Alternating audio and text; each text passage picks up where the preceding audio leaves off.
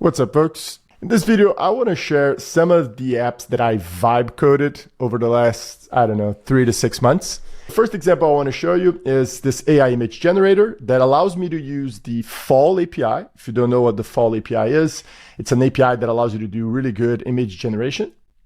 And what you can do here is you can say, I want whatever, some image like photo of a samurai panda with cool glasses in a graphic novel style, walking around Madison Square Garden. So if I click on generate, it's going to leverage that API to generate a grid of images of which I can pick if I want to copy, etc. The one problem when I vibe coded this app is that the grid visualization is not working, but when I click on the images, as you can see, you actually get the correct generations, which is pretty cool. Initially, the idea with this app was I want an interface to learn to be better at prompting image models, but I ended up getting too lazy to continue developing the project, so I just left it in the middle. But it was a fun little build, and it was completely vibe coded. I didn't know half of it when I started, and I think it was like in a day I got something completely functional, which is pretty cool. And the next example we're going to talk about is simple calendar visualizer. So if I open up this app over here, this was an idea where I wanted something that could allow me to visually plan for the week. And then I started playing around with how you visualize like a rendering of the week schedule and in the browser. And then I got to this. And the more I played with it, I ended up kind of like understanding that there wasn't much to it that I could not get with a simple Google Calendar automation or Apple Calendar automation. But it was kind of nice because, it has this like nice little feature here. I'm going to click this don't display. And now, you can box in times, but the only feature this app has is the ability to do that, which is kind of hilarious. And the next example that we're going to talk about is one to visualize chords of piano, which ended up not working that well. So this is the version before I kind of dropped it a little bit. So if I go C, like the idea was that the model would show me in the piano how the chord looks. And I now know there's something called tono.ai, and there are APIs that can do that for you and much easier. Or you can just go to pianochords.org. And I realized that, there's a simple website that has all these things like well organized. So I was like, okay, maybe that's not as necessary as a app that I think. And again, I wasn't trying to sell these. I just thought that they were interesting examples of things that I wanted to play around with. And another example is this one I saw on Twitter, a lot of these people using Google's MediaPipe API to use hand tracking to control stuff. So I started doing that as well because I thought it was kind of fun. How you can because the hand tracking got so good, you can now do things like, for example, the size of my hand is the size of the object. And when I go small, I go big, and I can rotate, which I thought was pretty cool. And again, also vibe coded, was super easy to do. It was like a few minutes. And the next example that I think is more interesting, there are two, which is to use local models on the browser. So this one is essentially a very simple idea. You have a node with some model that you can prompt like you would ChatGPT or whatever, but instead of being a chat interface, it's a node interface. And you can say something like, so AI is a field where. And now I can highlight this, right click, and then I can say custom prompt, and I can say expand this section and submit. And right now it's not working because I'm not running my local model server, but let's do that right now just to demonstrate. So I'm going to come over here. I'm going to go to LLM primitives experiments, and I'm going to run node server.js. And of course the demo is not going to work because why would it work? And when I run node server, no, because the port 3001 is being used by something else. So let's just lsoft -ti 3001, and then kill -9 11260, kill -9 11240. Okay, so now it should work when I run node server.js. Now I have my Ollama server running, which means that when I come over here and I refresh this page, and now I say, tell me, so this is the story for how I became a bald samurai. And now I highlight this, right click, and I click on custom prompt, and then I say expand this, but I could say whatever I wanted. And now it's going to use Llama 3.2, which is a local model, to generate the expansion of this prompt. And then it's going to connect to that node. So we're going to wait, and then there you go. This is the expansion of that. And I could, for example, come over here. I could come over here. Oh, actually, I just realized that I could not come over here. But I could say something like, for example, I don't know. I could take this code. I could Control-C this. I could paste it here. I could change the model to Gemma 3, which is another model I have on my machine. And then I could select this, right click, and say something like, I don't know, 1 sentence sum up.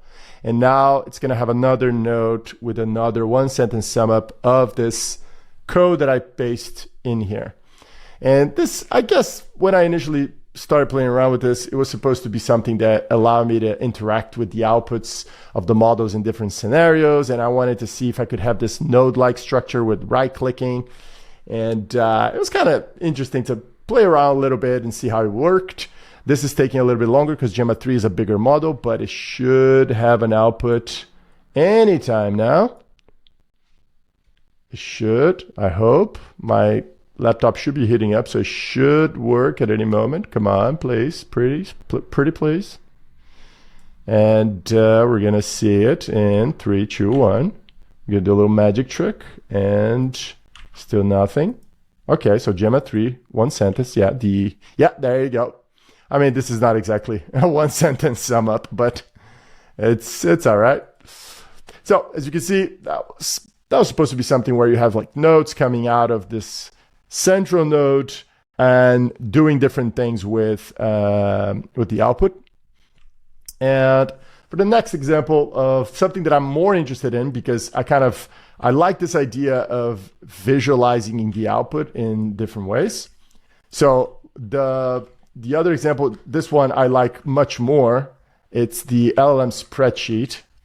So this is an app that actually worked quite well. I built this with Claude code, and it was really good, actually. Claude code has been quite interesting as a simple interface to build quick apps. And I can select a few models that I want, like GPT-4o, Claude 3.7, Llama 3.2, and Gemma 3, which are local models that I have with Ollama on my machine. And I can write a prompt here, like, we can see who's the funniest model. So tell me a joke, all right? And now when I click Add Row, this is going to add a row to a spreadsheet that I can later export to CSV or something, but it will contain the outputs of all these models. So, well, of course, failed to fetch. Why not? That's because I did not run the server. So again, let's node server.js, I think, hopefully.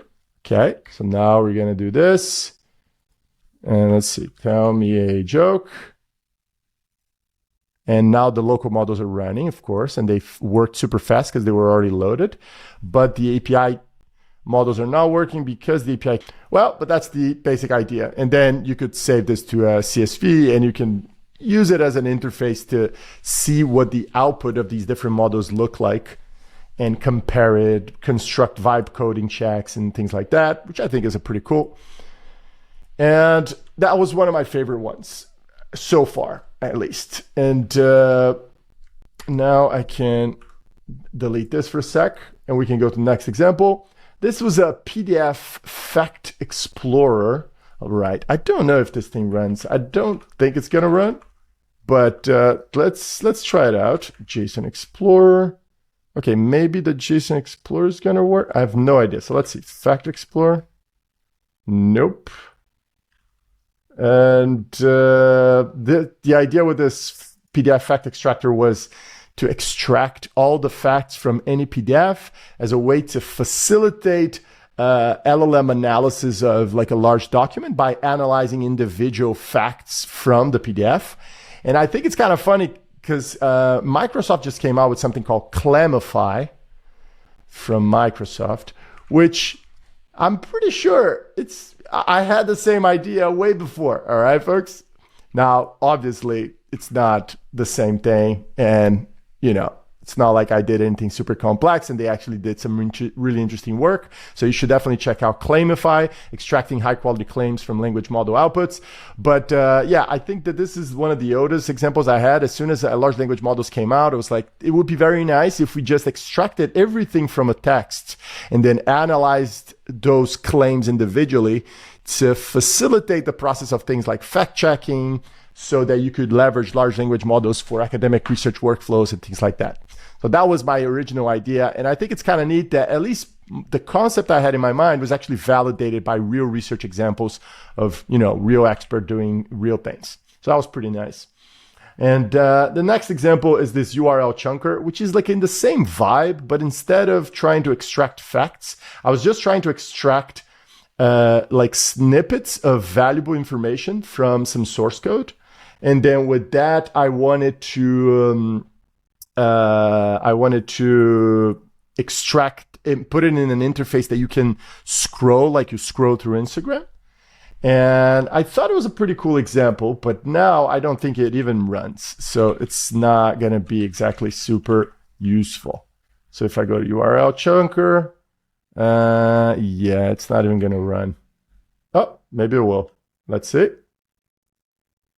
Okay, nice.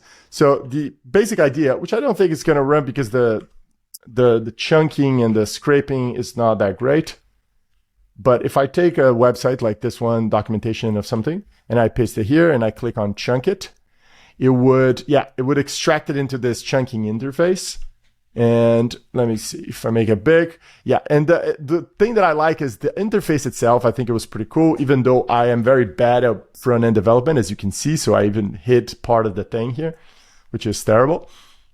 But the idea would have the chunks of parts of the URL in each of these little windows here. And you can either delete, click on a check, which would kind of put this thing forward into some sort of pipeline, or you can go to the original link in case that's like a relevant thing, etc. So I can do this, or I can delete, and that would remove it from the scrolling, remove it or chunk it, or click here, or go to the link, which is pretty cool. The idea is that if you have, for example, a large language model, let me just demonstrate that by going quickly to a diagram. My idea with this project, which never actually came to fruition, so doesn't really matter. But the concept was kind of simple. If you take let's go to LangGraph. Let's take this page, for example, right? If we take this page and I go a little bit small, and I'm gonna copy an image of this, right? And if we take this page, and I copy this page here, I'm just gonna copy the image so that you understand the concept of it. And then I put it here, right? Okay, great. Now imagine this. If you have a large language model that can process this page, and if you had the ability of selecting sections of this page, like for example, let me just do an example here with a little small pencil here. I'm gonna put it like an orange color. So it chunks the title, for example. And it Clamify, it's about extracting high quality claims. And then it chunks this section of the thing, introducing the project, right? And then it chunks these things. Okay. So if for each of these pieces of the web page, if you had the ability to easily take, so the text plus the, so you want the text, obviously, so that you can read it. You want the source, which should be either the link or the link to this specific part of the page so that you don't waste time like reading the full page to find that piece, right? So if you have those two things, right? And you extract them again and again from each of those parts, right? what you would get is essentially, and I'm going to do this backwards because I'm not very organized, but what you would get is we can organize all of that into a one interface, right? That was my original idea with this. Okay, so I'm going to put this in, I don't know. This is the interface. And each here would be each of these chunks, right? So chunk number 1, chunk number 2, chunk number 3, right? So I'm going to call these, chunks, chunk 1, right? So it's chunk 1, and then you have chunk 2, and then you have chunk 3. By making it easy for you to process very, very small pieces of large, potentially large documents you wanted to read, in my head, this would be easier for you to consume like high complex content in a way that feels more gradual, where you like put your feet in the water a little bit, and then if you want to know more, like because you're reading it through these small snippets, you would make it more digestible. Now, obviously, you're reading things out of context. You're potentially mixing chunks of things from different projects. So that's not necessarily the best idea. And also, obviously, if you're just extracting text willy-nilly without actually having that small chunk to be semantically meaningful, like, for example, imagine if this thing actually extracted, I don't know, the publishing date and the socials and stuff that doesn't matter, right? So you don't want any of this stuff, which I should put in like red. You don't want any of this. And the idea would be, okay, let's just have the meaningful stuff in here.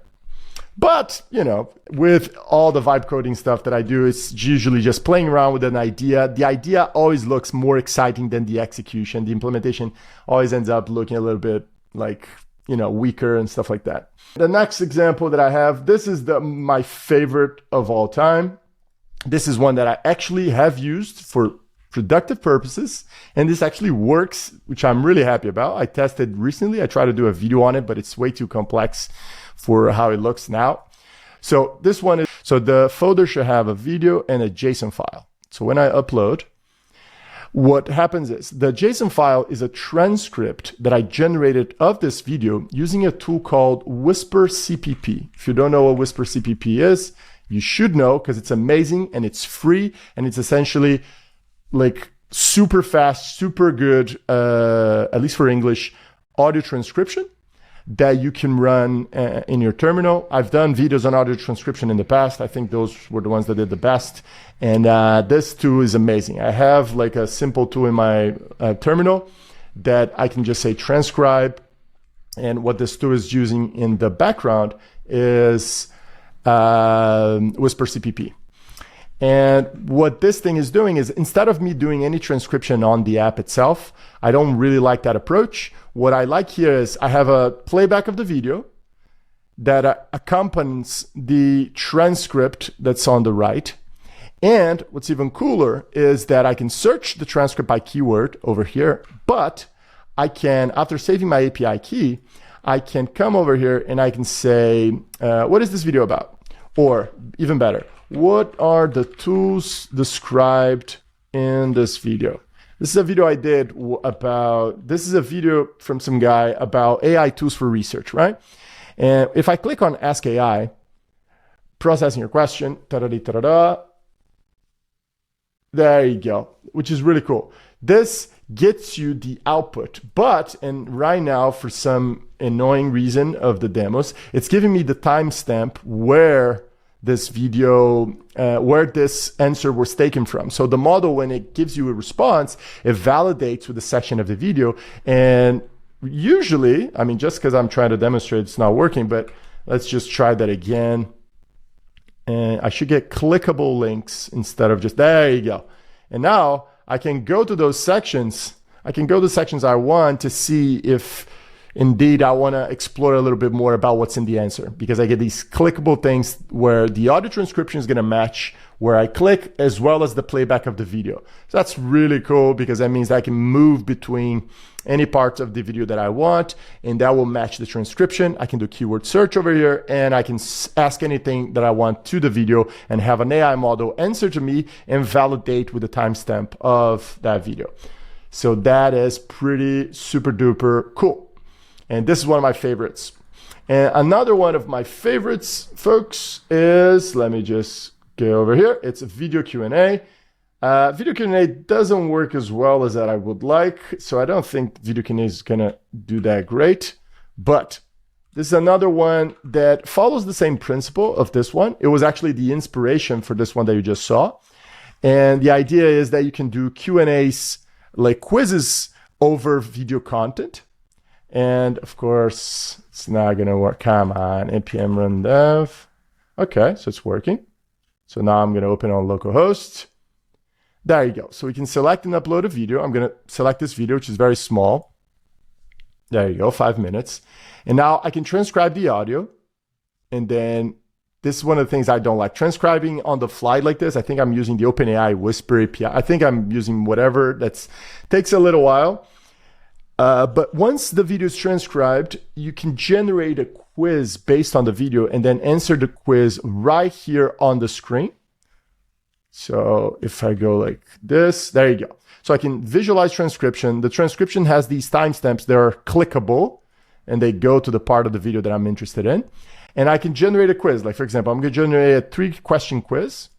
And when I do that, which is pretty great, there you go. I want to make it small. There you go, folks. We get the quiz over here, so we can click, and then we'll show the answer. And then it's like red if it's wrong, green if it's correct. I can go to the next one, and then I can click on whatever. Oh, got it right. Nice.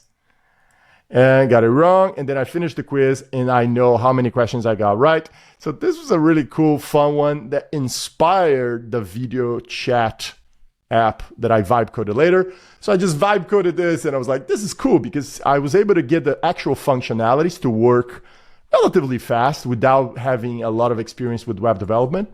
And actually got to do something that, you know, after a few tries, I could actually start using this thing a little bit more. So it was pretty fun. I kind of like this.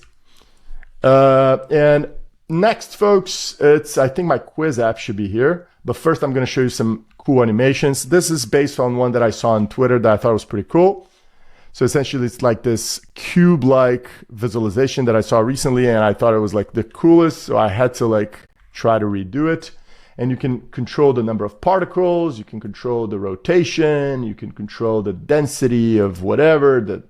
You can control the color of the cubes inside, and you can just navigate. It's a 3D animation that's pretty awesome. I built this with Gemini, and it was so easy to build. It's insane, especially with the latest 2.5 Pro model, which is just crazy good.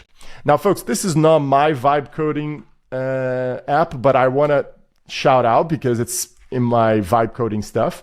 This is actually by the one and only, the great Simon Willison. Now, folks, I'm going to just do a small session on Simon Willison. If you don't know who Simon Willison is, please go check him out. He has probably one of the most prolific and useful blogs in AI tools that exists right now.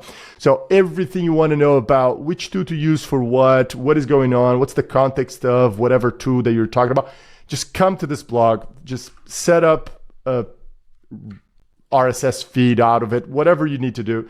Simon Willison is the man. He does the stuff that he does is so cool. And it's super practical. It's the most useful information you can get on whatever model came out. I'm always checking him out to see what's the latest stuff. So he had one example on a bunch of tools that he builds with these single HTMLs that I really liked. It kind of inspired me to play around with single HTMLs much more. Now I do like O'Reilly Media courses on building simple apps for personal use. I think I have a course that's more or less that. And it was super inspired by his vision of like the easiest way to share actually functional, useful apps as single HTML files. And one of the ones that he did was on when the Gemini API came out with the 2.0 Flash model that was really good at bounding box visualization. So if I choose, for example, some random image I have over here, let's see, an image of the back of my office, and I process this image. What we get here, there you go, we get a selection of a bunch of objects in the image, which is pretty cool. And what's cooler is that you can say something like returning bounding box is JSON arrays for the bike. I'm just gonna say for the bike. And now when I click on process, you're gonna see that only the bike is gonna get process. There you go. It's pretty awesome. But this is not my vibe coding app. This is from Simon Willison. I just think it's amazing. It's so cool. The next one is a hand tracker for visual. I think this is a silly example, folks, but let me see. Oh yeah, folks, this is an example that I got inspired on Twitter, and it doesn't work that great, but I'm just gonna start the camera. Let's see if it works. Okay, so it's on this left camera. Yeah, I saw this example on Twitter by a guy who's doing some really cool stuff, and I was like, oh, you know what? I want to try this. And yeah, it works super cool. And it's similar to the other one that we were doing. The difference thing is that now this one, if I touch it, if I touch with some finger, it changes color. And if I move my fingers, if I make them big, they will make the ball big and small, etc., which is pretty cool. And now if we go to the next example, this is some learning app that didn't work. And then finally, one of my favorites, this is something that even though I vibe coded, I actually put some thought into it because I really like quizzes for some reason. And this is my quiz app that I use for personal use cases for all sorts of stuff. And I think it's a pretty cool app, especially for people preparing for exams and stuff. And I actually created a repo out of this app that's open source. I didn't do an amazing job. Like I should do more open source contributions, and I don't do as much. I'm going to be better at that. And but what's cool about this app is that you can upload a JSON file with a certain structure that you can generate with an AI. And then you can quiz yourself on whatever you want. And it has like a nice UI interface that runs on a single HTML JS app. And it's amazing. It's really cool. So if I come over here and I upload a question, so if I go learning, vibe coding stuff, I should have some questions. There you go, questions.json. And now I'm going to start my quiz. And now I get like this very nice quiz. So it's the capital of whatever. Which planet is the red planet? Is it Saturn? No, it's Mars. What's the largest mammal? I think it's a whale. Who painted the Mona Lisa? It was Da Vinci. What's the chemical symbol for gold? AU? AU? I don't know. Great Barrier Reef? I have no idea. What's the largest organ? It's the liver. I don't know. Romeo and Juliet, Shakespeare. And what's the capital of Japan? Tokyo. And atomic number 1. I don't know. And then we can see what were the right questions, wrong questions. You get this nice score output, and I can download the results as a CSV, or I can export them as Enki cards, which is two features that I love because I use these things all the time. So this app is really something I did for me that works for me, and it's super cool. So this is another one which is really nice. A simple image with a bounding box in HTML. I don't think this one works, but let's take a look. So essentially I choose a file. I don't even remember what this one is for, folks, but we're going to try it out. Let's see what happens.